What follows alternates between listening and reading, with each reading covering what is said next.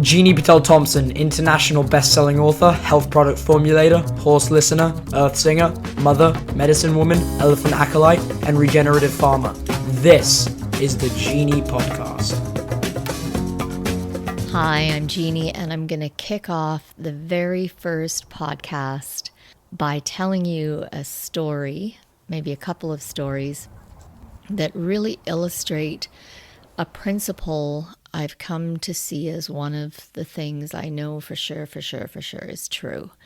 And that is that the body is the densest part of the soul. The body is the subconscious. So contrary to many spiritual traditions, the body is not separate from the soul. The body's not just this vehicle that the soul rides around in. It's not just this shell that, our goal is to transcend this weak, limited body into the fullness of spiritual potential. If we wanted to do that, we could just stay in oneness. Why would we incarnate and then spend a lot of our time here trying to leave our carnate physical body? It just logically doesn't make sense. And if we take the opposite view, that we are not here to transcend our body, that it is not just a matter of us walking around inside this flawed physical structure, but that the body is the densest part of the soul. And perhaps our goal here is to integrate every level and aspect of our mind, body, and soul. So if you're willing to allow that to be true, or just true for this podcast, I would like to share some stories with you about my experience of this phenomena, which I believe to be about as true as anything in this realm. The story that's top of mind for me today is I was moving a horse trailer to my barn, and this was an incredibly difficult task. My husband was driving the trailer because I wouldn't even attempt it. There's no way on earth I can back that trailer through the narrow gate and down this terribly challenging barn road. No. And so he has done it before, and this was a very, very freezing cold day. So anyway, long story shorter, it takes 2 hours. It takes 2 hours to back this trailer down about, I would say 100-meter barn road. Not far at all. And the whole time I'm standing outside behind the trailer so that I can yell stop if he's about to run into the fence on one side or off the edge into the ditch on the other. It's an extremely narrow road. And I am freezing. I am getting, it's a freak. We actually had a hailstorm. It is one of the coldest days. It is, and then it rained, so we've got the damp cold. And I had said to him at one point, you know what, we're far enough back. Let's park the trailer. Let's go home. Let's try again another day.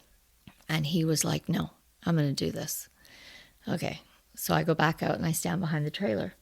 We finally get the trailer parked. We get it all set up. We get the new arena panels fenced up for the horses so they can play in the trailer, but they can't get out down the barn road. And we're doing the last thing, which is moving this super heavy rubber mat out of the way. And my husband's pulling on one side and I'm pulling on the other. And he gives a big heave-ho and I get sent reeling backwards faster than I can get my legs under me, which is very strange because it didn't feel like I was tripping. It felt like something was pushing me. And I was pushed backwards and to the side, and I landed hard on my wrist to break my fall. And I went down so hard, which again is very strange because I was already bent over. So it's not like I was even falling from my full height. I went down so hard that The opposite side of my neck was strained. I had a little bit of a concussion. Like it was literally like a smackdown. So I'm in the bath and I'm doing my arnica and I'm in a hot magnesium bath to relax all the muscles. And I'm in the bath and both my legs start cramping. I've taken oral atom-sized magnesium, which is instantly absorbed through the lining of the mouth. I am lying in a hot bath filled with magnesium oil and Epsom salts, and I have both legs cramping. We have now superseded the physical body. We are out of the physical realm of possibility and into the land of messaging, the land of the body is a messenger of the subconscious, which is the higher self. My soul is using my body to get a message to my mind. Okay, because this is what we do. We split ourselves up. And for most of us humans, our mind runs the show. We're not even aware that we have other intelligences that we're not allowing and that we're not using. Because from childhood, we were told, oh, it's just your imagination. It's not real. All those doorways and experiences of other intelligences and other layers of frequency, layers of reality were shut down, often with shame, often with punishment, especially if we came from a religious family. So we unequivocally shut those down. Now they're not gone. Everything is still there. It can be reactivated. It can be accessed. And again, I believe that's part of the reason we incarnate, is to bring unity to the mind, body, soul, to move from this split and splintered way of being into wholeness. And that's where the magic is possible. That's when the fullness of what is possible in the third dimension begins to happen, when we unify the mind, body, soul. So I'm in the hot tub and my both legs are cramping, like full-on cramps. And I say, okay, fine, I'm listening. So I take my consciousness out of my mind, my tiny mind, and I place it in my legs.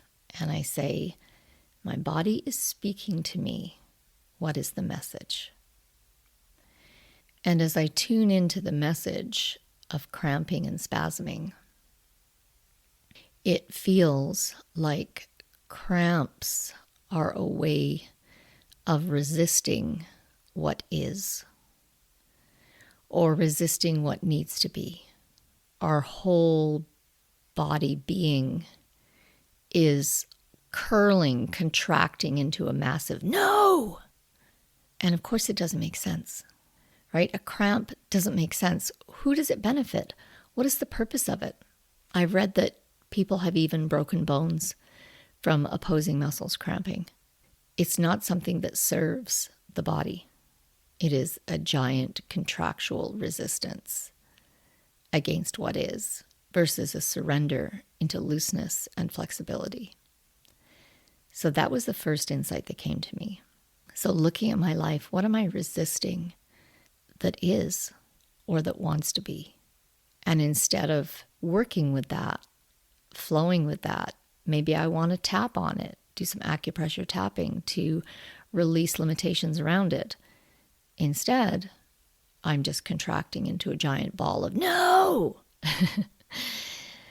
So that was the first piece. And then I went into my wrist to go, okay, why did this happen? And as I went into, and again, I placed my consciousness in my wrist, I went back with an open heart from the body-based wisdom to that moment of falling over. And that's when I realized that actually I feel like I was pushed. I feel like some force pushed me and slammed me. So what is that? And that's when I recalled the one other time in my life where I have felt the same force pushing me over, and it was on a sidewalk. So Here's what happened that time. I had been giving a presentation, a lecture, like information, at a healing seminar in Vancouver. And I have been performing, speaking, acting on stage since I was 9 years old. I have no fear whatsoever of performing or of presenting. I've performed in front of thousands, tens and thousands of people at, huge gatherings and rallies and stuff. So that is not a fear of mine, but it is a place I have not been guided to be active in. So I will only give a lecture or presentation if it can be videotaped and then disseminated to the masses. So that was the parameter I set for doing this talk. And they were like, fine, we'll hire a professional videographer and you'll have the video. And I'm like, okay, I'll do it then. So this was a talk sponsored by a local pharmacy and a couple of supplement manufacturers. And so I went there and I walked into the room, and there were about maybe 60 people there, all with severe Crohn's colitis. And the energy in the room was so bad. It was so negative. It was just toxic. And I thought to myself, you guys are going to ruin my video. And so I started my presentation, but I used my own energy to raise the vibration in that room. I took all of those people and I pushed them up and I held them there because I can. And I got my video. My video was great, and it has since gone out to over 250,000 people, that's great. But see, look what I did. I walked into the thing and I said, this is not okay. I need to change this. I'm not surrendering to what is. I'm not being flexible to what is. I'm like, this is not what I wanted. This is not my idea of what is going to make a good video that people are going to enjoy. So I am going to change this. I am going to use the force of my will and my ability and my strength to alter this reality. And I did. But at what cost to my precious body, which is the densest part of my soul, is the messenger of my soul. So the talk finishes, and I'm driving out with my friend, and we go, oh, let's just go get a Starbucks. This is in the day when Starbucks was natural and not loaded with artificial and nasty ingredients. And so it was really busy in the city, so she couldn't park. So she just pulled over, and I got out to go and run us, and she would circle the block and pick me up. I get out of the car. I'm just trotting to Starbucks, and that's when I start falling. And I can't get my legs under me. I am literally, it's like something is pushing me to the ground, and I fall down on the sidewalk. And I'm like, what? And I stumble, get myself back up to my feet, go in and get my Starbucks. And I was like, what just happened there? So I get in the car, I'm talking to my girlfriend who's also psychic. And she said, that was the strangest thing I've ever witnessed. I said, right? Like, I did not trip. There was nothing on the sidewalk. It's like I just started falling, like something was pushing me. And we dialogued about it, and I realized that was the consequence of me not listening to my body during that presentation, and instead allowing my mind to drive the bus, my mind with its preconception that this reality was not okay and that it needed to be changed, and I was the one to change it because I could. And didn't ask my body, didn't feel into what is or what wanted to be, did not approach the situation from any kind of higher or integrated wisdom. And that was the price that I paid for doing something that was not actually in alignment with my highest self and with my deepest wisdom was to literally be smacked down afterwards. Don't do that again. Very bad idea. And I got the message at that time, and I've not used my energy that way since. But here was the second instance. It had just happened again. Out at the barn, what had I been doing? So I knew that my body was not okay to stand on that freezing cold barn road, standing. I'm not doing anything. I'm just standing there freezing for 2 hours. And I had said to Ian, let's go home. So I did speak for my body. I advocated for my body, but I didn't follow it through. And when Ian said, no, I'm going to do this, at that point, I did my default setting that I've done my whole life that is what needs to change, and this is what my body is messaging me about. Okay? At that point, when Ian said, no, I'm going to do this, I immediately assumed that I had to help him, because that's what I do. I am a healing facilitator. I am a freedom facilitator. I am a get big and live your best life facilitator. So if you state very firmly, I want to do this, I'm like, okay, let's do it. But guess what? That's against my own body wisdom. That's against the guidance of my higher self and my deepest wisdom. Not okay. So what I should have said, in retrospect, I should have said to Ian, okay, well, I can't stand out in the cold anymore. So I'm going to sit here in the warm truck, and you can just keep, if you think you're getting close to the fence, you can hop out and check. I don't know if you've ever been in this situation, if you can understand how monumental that is. Because you see, I was working from an entire set of assumptions that Ian would not be able to back that trailer without my help. Telling myself that I was indispensable. Telling myself there was no other way other than for me to sacrifice my wisdom and my well-being to help another. And the whole thing was a false construct. Because here's the kicker. Not only could Ian have done that by himself, and I could have sat in the warm truck and been cozy, but by him being forced to get out of the truck and see where the trailer is, I can almost swear he would have backed that trailer down faster. Because I know for myself, when I'm driving a trailer, if I get out and I keep checking where it is, it rearranges the schemata in my brain, and I'm able to actually adjust and drive better. But I was so locked into this default paradigm that I have from my childhood, from a mother whose only way to get appreciation and love and to feel worthy was to serve. So that's what I witnessed my whole life. Then I grew up in the Christian church. What would Jesus do?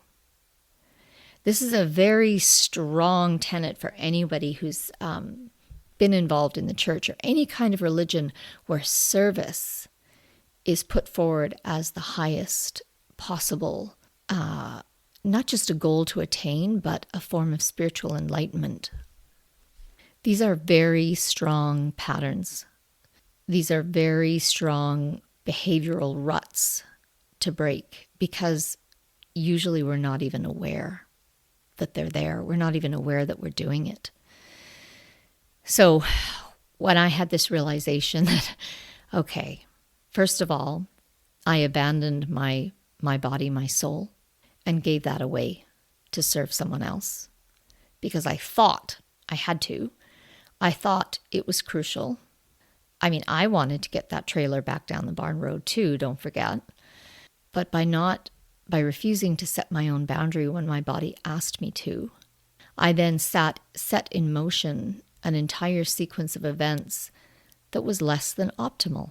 If I had set that boundary when my body first said, we need to get out of the cold, it's too cold, we can't stand here anymore, I would have forced Ian to rise. And guess what? He can, and he would have. And we probably would have backed the trailer faster. And I would not have damaged my wrist to the point where I can't use it anymore. I would not have experienced massive leg cramps from standing out in the cold and having to receive a message that I was like, not even cluing into. Like all of this downstream pain, suffering, inconvenience could have been avoided if I had been willing to set the boundary my body, soul was asking for, and by doing so, allow others around me to rise. So that's an extremely important part of this message from my body, soul. When you are a very capable person and you have a lot of personal strength and you have a huge skill set and you have a big heart and you do everything and you help everyone because you can, simultaneously, you are preventing them from having the opportunity to rise. Simultaneously, you are perhaps blocking them from something they need to experience because you don't want them to suffer. But what if they need to suffer? What if this is part of their path? What if their body soul is like, we need this suffering so that we can move to the next level of integration, of freedom, of expression, of wholeness. And you're there, nope, nobody suffers when I'm around because I have the ability to prevent suffering, to alleviate suffering, and that's what I'm going to do. But you're not at all tuning into and surrendering to what wants to happen, to what is. And so I'm taking a step back and I'm going to reorganize the way I approach all of life. I really need to not use my energy to change reality unless I am guided by my body, soul, higher self, deepest wisdom to do so. Directly, specifically guided. I must not do it just because I can. And I must pay deeper attention to what is and what wants to happen. And what might happen if I just stepped out or stepped to the side and let the others find their way. I have an assumption that it would be negative, that it wouldn't go as well, that things wouldn't get accomplished, that things wouldn't get done. But that's a boatload of assumptions. And what if maybe, just maybe, something more magical and more empowering could arise for the person or the situation? And so after I had this realization, this download, and of course, as soon as I went into all this stuff, my cramps disappeared and my wrist is healing nicely, but it's not going to heal fast. I could, but I realized that no, I need to not, because this is part of the help that my body is giving me to now follow through on the wisdom that I received. So I talked to my daughter and I said, okay, and I told her this download that I've just shared with you. And I said, when you see me doing this, I want you to use the code word. I want you to say wrist. And this is very helpful when we're trying to change ingrained patterns of behavior or habits. Go to the people you live with, the ones closest to you, because they'll see your shit. They'll call you on it. You can't fool them. Go to them and give them a code word and say, when you see me doing this, right? Because when you're in the situation, if someone tries to explain to you what you're doing, they're probably just going to trigger you and you're going to go into resistance. So that's the magic of a code word. A code word that you both already know what it means. So all they say is the code word. So when I'm trying to control a situation or use my prodigious powers to alter a situation, and my daughter perceives that that's maybe not the best course, or that I'm, might be best to take a breath or to surrender and to really feel in through my body wisdom as to what wants to happen here. She doesn't have to say that whole thing. She just has to say wrist. And I go, oh, and I stop and I go in and I assess. I then went to my oracle cards. It's I have a few decks that I like, and the one I looked at was called the Energy Oracle Cards by Sandra Ann Taylor. And I just asked them, I said, is there anything else I've missed from this download, this wonderful wisdom that I've received? Is there anything missing? Perhaps another aspect? Let me know. And I picked the card called Patience, which is interesting. It shows a beautiful angel holding a clock in the stillness of winter. When this card appears, it's telling you to relax and let go of the single-minded desperation that's been driving you. Don't try to force your will on only one option. When you think there's only one solution to satisfy your need or to make you happy, you are blocking many other potential solutions from coming your way. Let go of the anxiety and be flexible. Be patient, open, and creative. Choose to be peaceful in the present. The universe has more options than you may be aware of. Quiet your mind, broaden your perspective, and let them come through. This is why I freaking love Oracle cards. Like, total, you can't make this shit up moment. Exact reiteration and confirmation of what I had received to say, yes, you're on track, full speed ahead. This is the opening to the next level of magnificence. This is the opening to the next level of magic. Thank you for being with me on this little storytelling journey. And I hope some of these ideas and concepts are useful to you. Keep whatever you like, check out whatever you don't like, and I will see you next episode.